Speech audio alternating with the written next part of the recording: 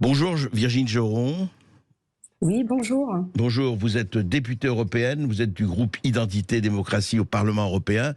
Vous venez de passer quelques jours à Lampedusa, vous y êtes rentré. Alors, qu'est-ce qui se passe vraiment? C'est-à-dire qu'on entend tout et son contraire. Alors les uns disent non, mais ça va, ça se déroule très bien, on contrôle. Et puis les autres, c'est pas du tout ça. Dites-nous. Oui, effectivement, j'ai passé 2 jours sur l'île de Lampedusa. Effectivement, contrôle, je ne sais pas.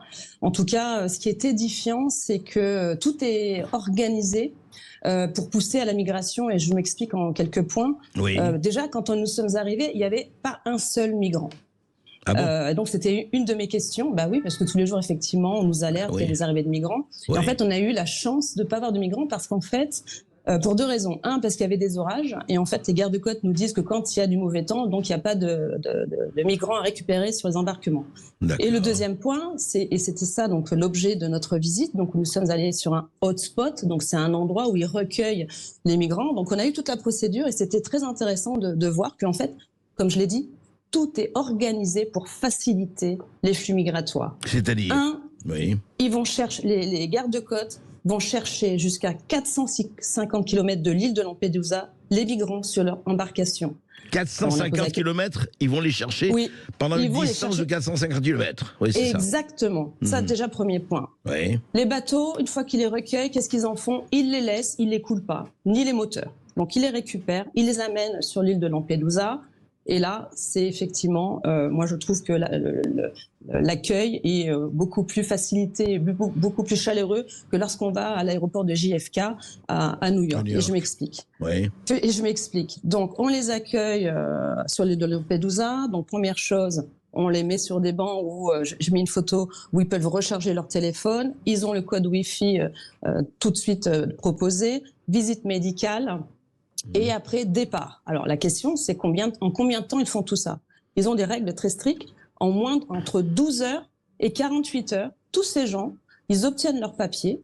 Et ça faisait aussi la dernière question que j'ai posée. Donc, ils vont où? Oui. Comment ça se passe? Ils vont où? Alors là, c'est ce que j'allais vous poser. C'est ça. Parce qu'ils ont les papiers et en fait, ils choisissent leur destination. Vous voulez dire, Virginie Geron, pardon, entre 12 heures et 48 heures, ils ont les papiers, ils ont tout. Enfin, ils ont tout. Ils sont nourris. Ah oui, pardon. Ils sont nourris. Visite médicale, ils disent qu'ils servent jusqu'à 3 repas par jour. Et après, il y a une carte de l'Italie qui est sur le mur. Et puis, en fait, on a l'impression que c'est eux qui choisissent où ils vont. C'était une de mes questions. Est-ce qu'ils restent en Italie ou est-ce qu'ils vont ailleurs? Pas de réponse. Et ce qui était très intéressant, c'est à la deuxième question, c'est quoi les statistiques par rapport à la population qui arrive? Des jeunes, des hommes, des femmes, des familles, puisqu'en plus, ils ont mis un panneau regroupement familial, en français d'ailleurs, et toutes les alertes pour pouvoir effectivement regrouper ces gens.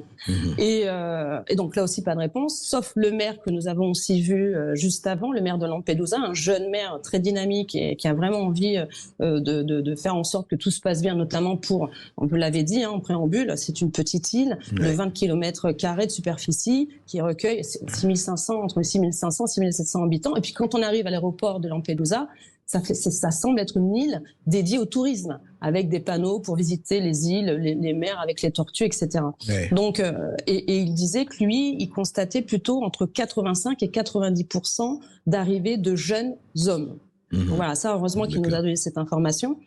Et moi, en fait, ce voyage était très intéressant parce que y a un décalage. On nous dit qu'on contrôle, qu'on refoule. Pas du tout.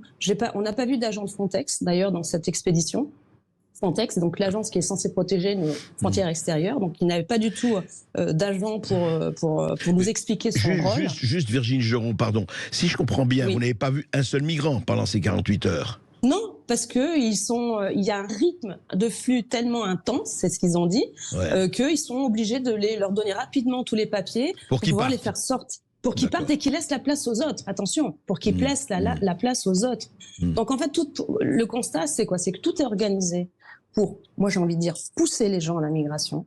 À aucun moment, il y a eu la notion de dissuasion, de protection et de défense de nos frontières.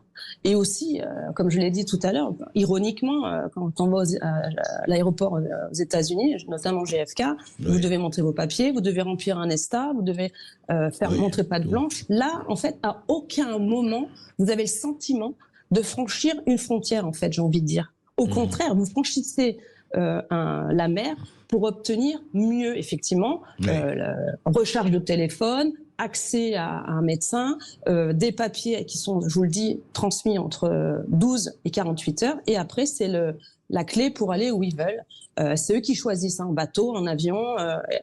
Donc, c'était vraiment pour moi très important de relater ce témoignage, parce qu'il y a un décalage. On nous dit effectivement qu'il y a du contrôle, que tout est fait pour les dissuader, qu'on gère nos frontières. Eh bien, pas du tout.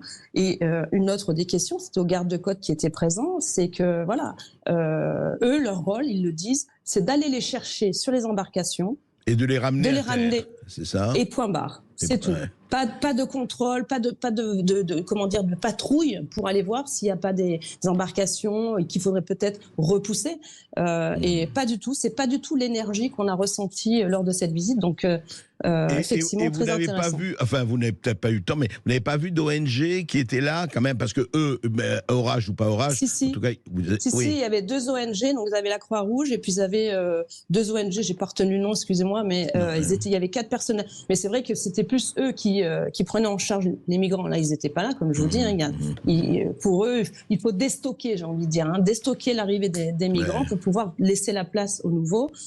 Donc des ONG qui sont là pour leur fournir 3 repas par jour. Je rappelle oui, Virginie Geron-Juste, est-ce qu'on vous a dit le nombre là, parce que quelques reporters qui sont allés là-bas nous ont dit en tout cas que la 90% des migrants, mais ça, c'est un chiffre, ils n'ont pas les statistiques complètes, viennent pour des raisons économiques beaucoup plus que de pays en guerre. Ça me paraît évident. Vous avez entendu ça? Oui. Alors, par le maire, oui, mais il avait un droit de réserve, mais c'est évident. On le voit même dans les notes des agences européennes. Bon, ils viennent de Libye, ils viennent effectivement... Alors, Libye, effectivement, il y a le chaos, mais ça, c'est un peu à l'origine du chaos. Ils viennent du Sénégal, ils viennent par exemple. Ils viennent du Sénégal, de Nouvelle-Guinée.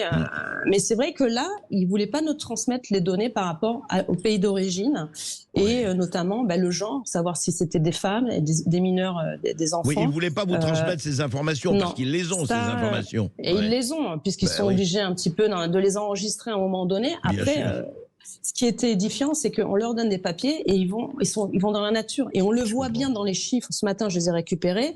Ils disent qu'il y a à peu près l'Union européenne au global a plus de 600 000 demandes d'asile. Et qu'elle ça prend entre 12 et 20 mois. Donc, ce qui veut dire que ces gens sont dans la nature pendant tout ce temps-là, et on le voit bien, nous, au quotidien, on voit bien Porte de la Chapelle, on voit bien que toutes ces personnes restent pas en Italie, et elles vont dans des pays où on leur facilite la vie. Moi, ce qui était important de souligner, c'est que Lampedusa est devenu le couloir. Et c'est pas une passoire, c'est devenir le couloir des entrées des flux migratoires.